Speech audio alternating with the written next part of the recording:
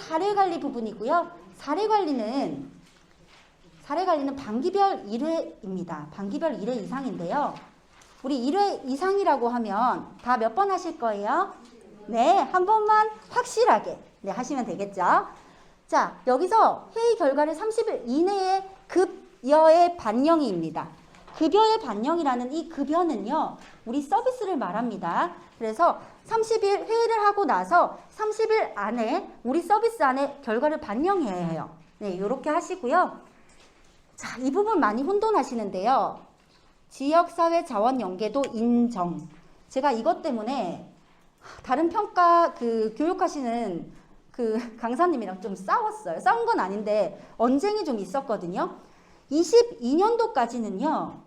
지역사회 자원 있고 우리 급여 반영이 무조건 돼야지만 인정입니다. 이건 제가 확실하게 다시 한 번 더 증명을 하는데요.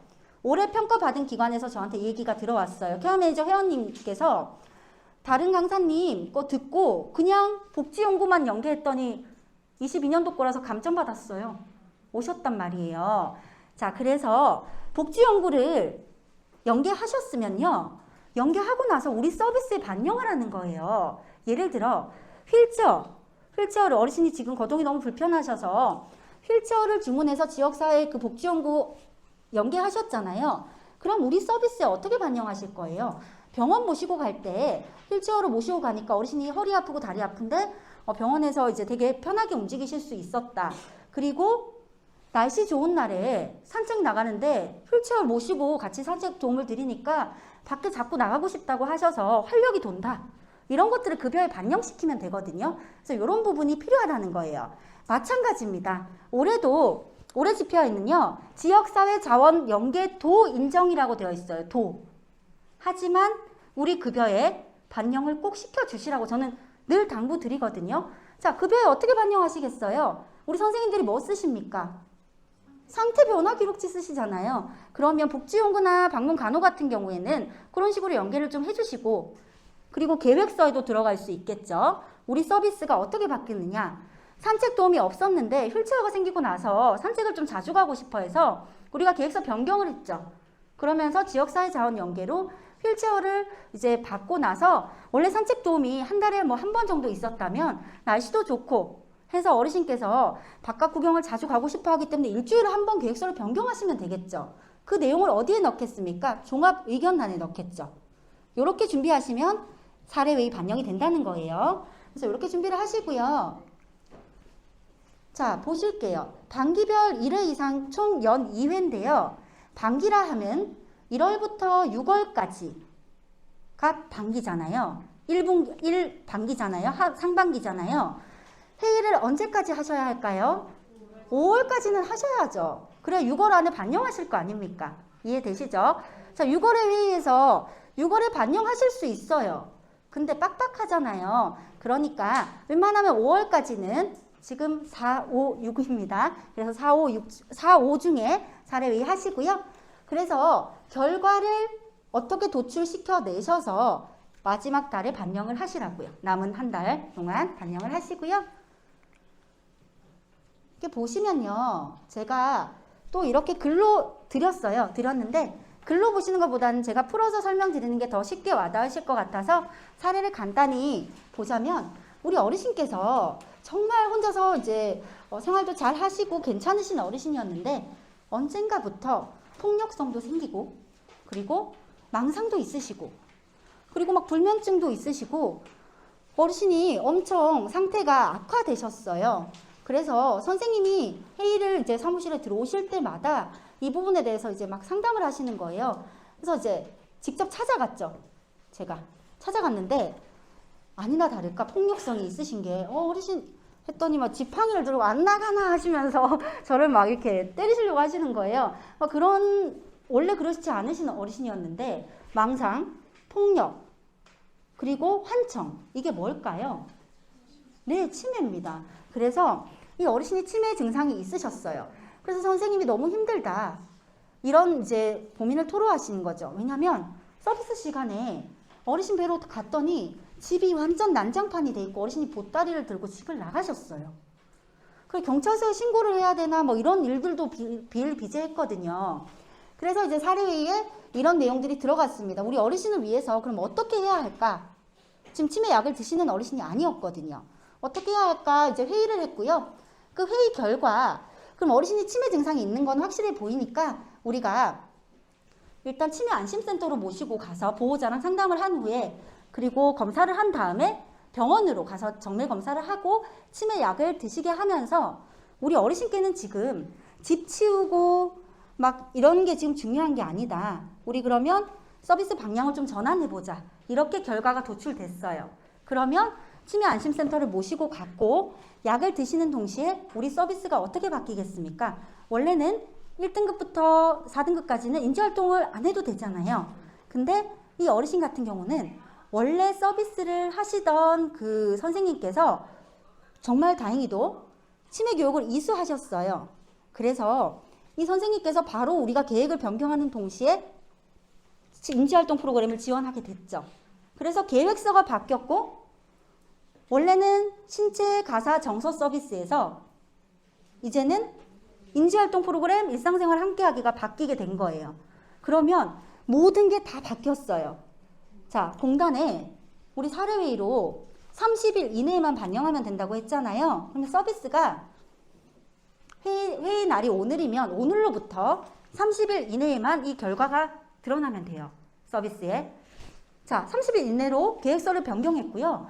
그러면 계획서 변경하기 전날까지는 신체 90분, 정서 30분, 가사 60분 찍으시던 걸 계획서 변경되고 나서는 인지활동 몇 분 찍으실 거예요?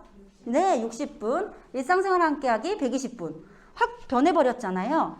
그러면 우리 그 월 단위로 보내는 그 자동 전송 내역 있죠? 그거를 고주에 하나 딱 뽑습니다. 뒤에 첨부. 서비스가 바뀌었어요. 네. 상태 변화 기록지도 선생님이 인지활동 프로그램을 하시면서 어떤 내용, 뭐 색칠하기를 좋아하시고 관심을 가지신다. 뭐 이런 것들을 적어 놓는 거예요. 상태 변화 기록지, 그리고 자동 전송 내역, 계획서 바뀐 거. 그리고 선생님이랑 직원들이랑 회의한 거. 끝이에요. 이렇게 변경될 수 있다라는 부분 사례회의로 참고하셨으면 좋겠어요. 지표 29번 이제 급여 제공 결과 평가입니다. 4점이고요. 이 부분 진짜 많이 질문 주시고 많이 어려워하셨는데요. 정말 간단하게 설명드릴게요. 우리가 원래는요. 다 같이 해볼게요. 낙상, 욕창, 인지, 욕구사정, 계획서였잖아요. 자, 신규 어르신은 그대로 하시면 되고요. 기존에 계셨던 어르신, 자, 다시 하셔야 되잖아. 23년부터 이거 해야 하거든요. 낙상, 욕창, 인지, 그 다음에 욕구사정, 모니터링, 계획서 이렇게 하셔도 되고요. 모니터링, 낙상, 욕창, 인지, 욕구사정, 모니터링하고 30일 이내로 계획서 쓰셔야 하거든요. 계획서. 끝이에요. 그러면은 저한테 또 이런 질문을 하세요. 그러면 우리가 계획서 원래 연일에 쓰는데 이 모니터링 때문에 계획서 또 다시 써야 돼요? 평가단에 전화했더니 그러라고 하던데요. 맞나요? 아닙니다. 그런 지표는 없어요. 그래서 우리가 예를 들어 작년 3월에 입수하신 어르신이라서 지금 이맘때 계획서를 다시 써야 해요. 그러면 지금 쓰기 전에 작년 계획을 제대로 선생님께서 수행하고 계시는지를 모니터링 하시고 그 다음에 다시 계획서를 쓰시면 돼요. 그런데 쓰실 때 이 마지막 종합 의견란에 이 내용을 적어주셔야 되죠. 모니터링 계획 결과 우리 어르신께서 원래는 외부 활동을 하셔야 되는데 뭐 코로나로 인해 잘 못하셔서 지금 다리를 많이 안 쓰셔서 지금 하지 근력이 많이 약화되신 상태라서 이 부분을 미달성했기 때문에 이번 계획서에는 달성하실 수 있도록 이 부분을 다시 한 번 더 추가한다 라는 내용이고요. 이렇게 쓰시면 인정됩니다. 그러면 이상하다. 우리 계획서 작성할 때 보면 이렇게 체크하시는 란이 있잖아요. 정기 계획서 작성인가? 아니면 모니터링 반영인가? 중요치 않습니다. 내용만 들어가 있으면 되고요. 저는 그냥 모니터링 반영으로 넣으시라고 권장을 드리고 싶어요. 어차피 연일에 하신 건 알고 있을 테니까. 내용만 넣으시면 됩니다. 안 어렵죠? 헷갈릴 게 전혀 없습니다. 이렇게 작성을 해서 결과를 무조건 반영하셔서 계획서를 작성하시라고 말씀을 드리고요. 자, 또 하나 여기서 궁금한 거. 지금 내일 이제 입소를 하시는 어르신이 계세요. 내일 들어오세요. 3월에 들어오셨잖아요. 모니터링 해야 해요? 해야 합니다. 연 1회입니다.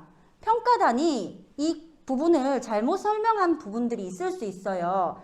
자, 연 1회 중에 당해 연도 제외라는 부분이 평가 항목에 어디 있나요? 없습니다. 없어요. 자, 지금 안 놀라셔도 되죠. 왜냐? 어차피 올해 받으시는 분들은 모니터링 12월에 몰아서 할 겁니다. 하셔도 문제는 안 되고 올해 거는 안 하셔도 돼요. 올해 받으시는 분들은. 좀 이따 할 거예요. 하시면 되죠. 자, 내년 평가가 지금 중요하죠. 내년 평가하시는 분들 올해 거 다 만드셔야 합니다. 지금부터 하셔야 하거든요. 자, 제가 말씀드리는 건 제 사견이 아닙니다. 제가 이 부분 가지고 평가단이랑 많이 얘기했고요. 또 하나 더 재밌는 거 말씀드릴까요? 자, 12월에 어르신이 올해 12월에 들어오셨어요. 연일회 이상 이거 해야 하나요? 자, 우리 평가 Q&A 보시면요. 욕구 반영 부분에 이 부분이 나오거든요.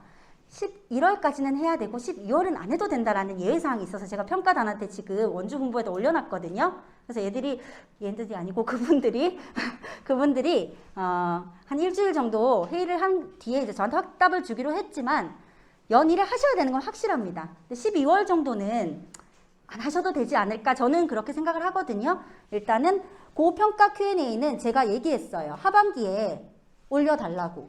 지금 올해 평가 받으시는 분들은 이 부분이 상관이 없잖아요. 그쵸? 좋으시겠어요.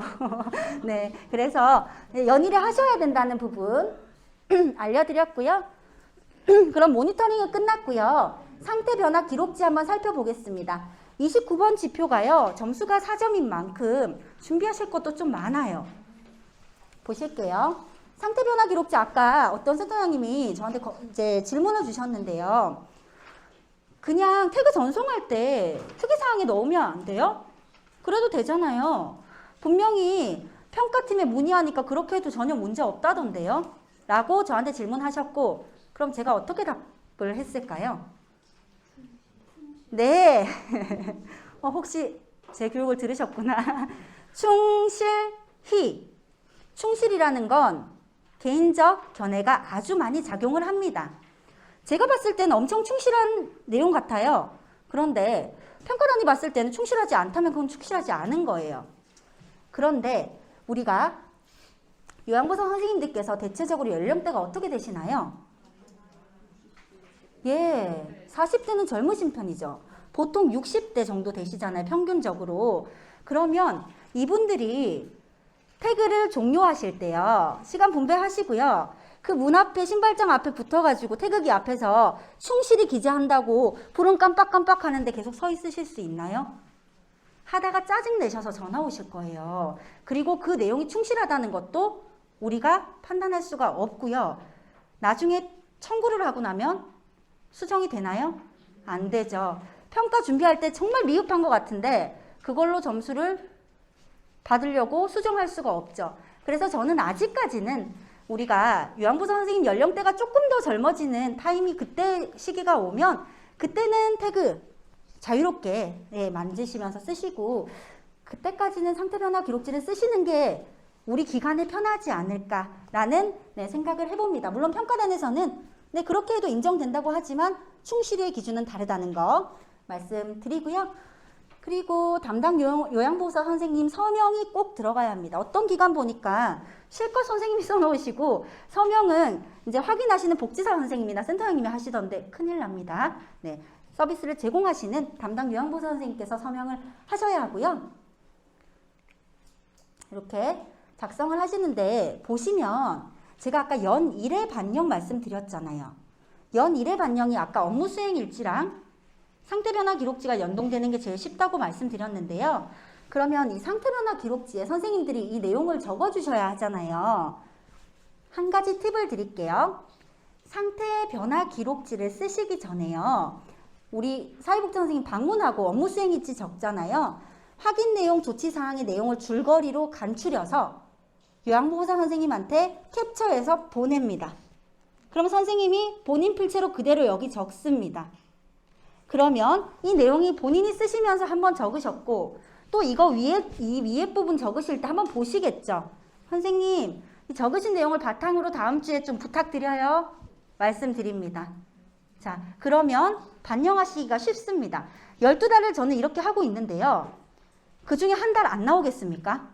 무조건 나옵니다. 네, 몇 달이 나옵니다. 그래서 이렇게 하시는 훈련을 계속 진행하셨으면 좋겠고요. 처음에는 조금 일이 많다고 생각하실 수 있는데 나중에 하시다 보면 역으로 욕구 반영 만드는 것보다 이게 훨씬 쉽습니다. 네, 이렇게 준비해 주시면 좋겠습니다. 아, 이건 필수가 아닙니다. 이렇게 하시면 좋겠다는 저의 그 팁이고요. 네, 선택은 기관에서 알아서 하시면 됩니다. 두 번째로 급여 제공 기록지 제공 대장인데요. 말들이 많으십니다. 아, 이거 어떻게 주마다 보내요, 수기 기록지. 사실상 힘듭니다. 아, SNS로 하시면 돼요. SNS로 하시고 그 내역을 보관하시면 되는데요. 직접 전달, 우편은 힘듭니다. 그쵸? 그래서 수기 기록지는 만들어 놔야 하고요. 사실 고시에도 있어요. 자, 그러면 어떻게 할까요? 어떻게 관리하십니까? 우편으로 보내시거나 SNS로 하실 수 있는데 SNS는 또 그 자료를 보관해야 해요. 보냈던 내역을 그 날짜에 보냈는지를 또 확인시켜야 하거든요. 그래서 선택은 알아서 하셔도 되고요. 다만 이게 1점밖에 안 되잖아요. 시원하게 포기하시는 기간도 있습니다. 아유, 내 정신건강에 해로워 하시면서 네, 그런 기간도 있고요. 이렇게 하시면 되고 월 1회는 거의 다 이제 우편으로 하실 거예요.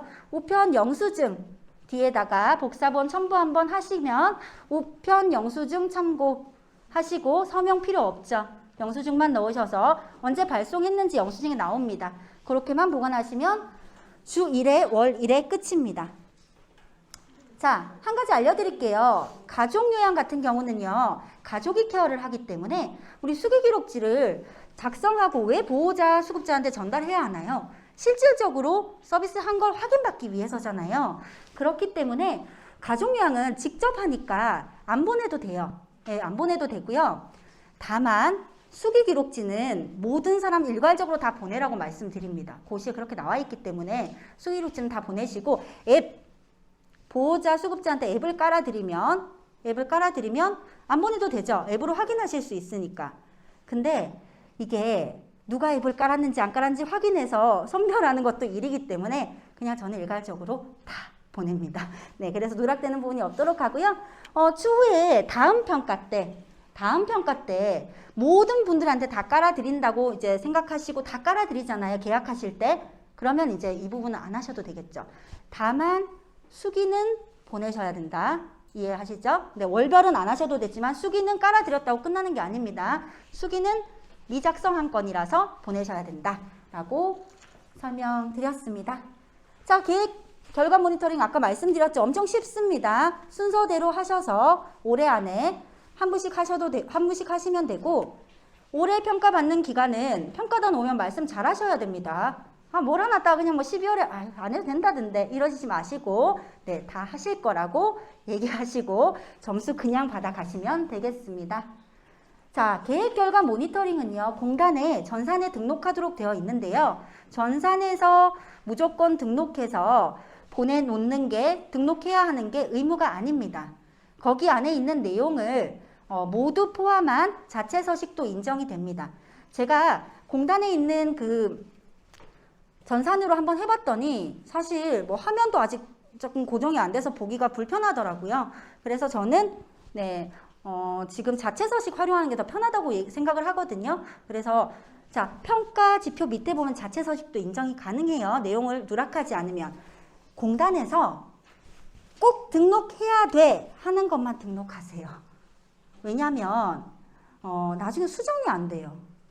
그래서 평가 준비할 때 조금 애로사항이 있을 수 있습니다. 그래서 아직까지 열어두었기 때문에 자체 서식을 쓰시는 걸 권장드립니다. 왜냐하면 수정이 안 돼요, 공단은. 네, 그래서 이렇게 하시고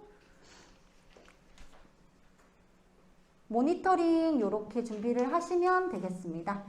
지표 30번 노인 인권보호고요. 이거 처음으로 알려드리는 거 하나 있어요. 하나 있는데 오늘 처음입니다. 자, 우리 작년에 노인인권보 다들 어떻게 받으셨어요? 집합교육이 작년까지는 힘들었잖아요. 네, 인터넷으로 몇 시간요? 네, 받으셨죠? 올해 2월까지인가요? 지자체에 다 보고 하셨나요? 네, 하셨죠. 노인학대 예방교육도 그렇게 들으셨죠? 몇 시간인가요? 1시간. 둘 다 이수증 받아 놓으셨으면 인정이 되는데요. 자, 여기서 잠깐 아주 중요합니다. 노인학대 예방교육이요. 이 안에 내용이 들어가 있어야 되는 게 있어요. 학대 예방에 대한 게 무조건 들어가야 하는데 그 평가 지표 밑에 보시면 공단에서 우리한테 확인하라고 되어 있습니다. 이 교육을 통해서 들었지만 그 안에 그 교육 내용이 없다면 인정을 안 한다고 되어 있거든요. 그래서 제가 어제 교육을 들었죠. 알려드리려고. 교육을 들었는데요. 이번에 코희에 있는 이 교육 내용에는 학대 예방이 없습니다. 예방이 없나요? 잠시만요. 코희에 있는 교육에는 이게 학대 신고 의무자 교육이거든요. 그래서 안에 예방이 없더라고요. 그럼 어디서 들으셔야 되느냐? 자, 제가 알려드리려고 이게 공단에서 밑에 그 한 줄이 되게 중요한 것 같더라고요. 자, 코희에 그러니까 둘 다 들으셔야 돼요. 결론은 따로 이제 그 교육을 만들어서 진행하시는 거 아니면 교육 자료를 자, 중앙노인보호전문기관 들어가셔서 노인학대 예방 및 신고 의무에 관한 교육 시설 종사자 편이 있습니다. 여기에는 화 안 내셔도 되거든요. 자, 화내시면 제가 땀이 납니다. 자, 코희는 원래 우리 하던 거니까 법정 의무교육이라서 들으시고요. 중앙노인보호전문기관에서요. 노인학대 예방 및 신고 의무에 관한 교육 시설 종사자 편이 있습니다. 요거를 들으시고 평가에 요거 첨부해 놓으시면 평가로 인정이 됩니다. 하지만 자, 중요합니다. 내년 기간들은 하시고요. 자, 올해 기간들은 코희만 들으시면 되겠죠?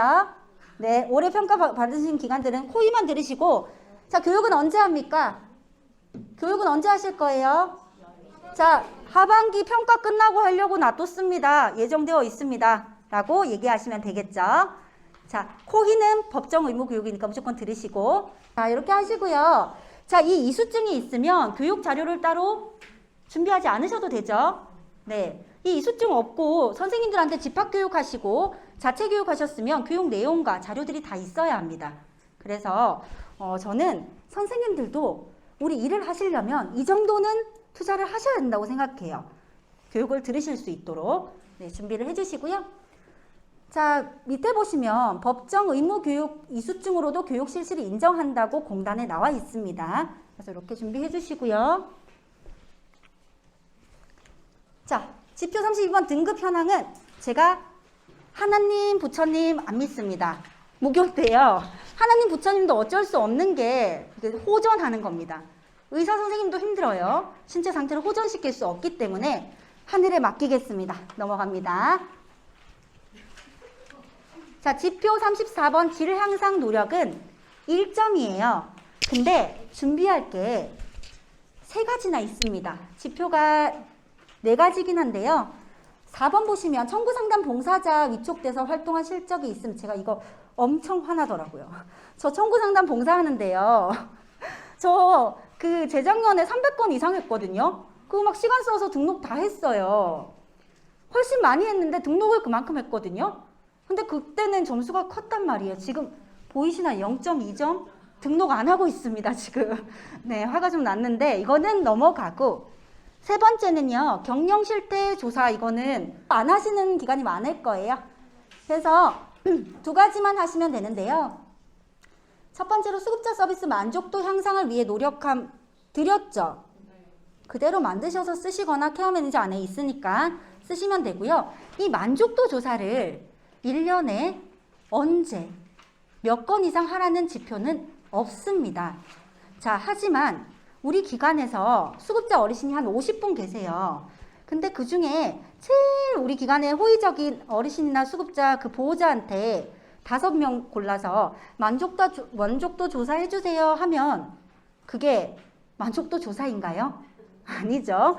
그래서 50분이 계시면 한 35분 정도한테는 연말에 유선으로도 하셔도 되고 방문 가서 하셔도 돼요. 드리고요. 받아서 보관하세요.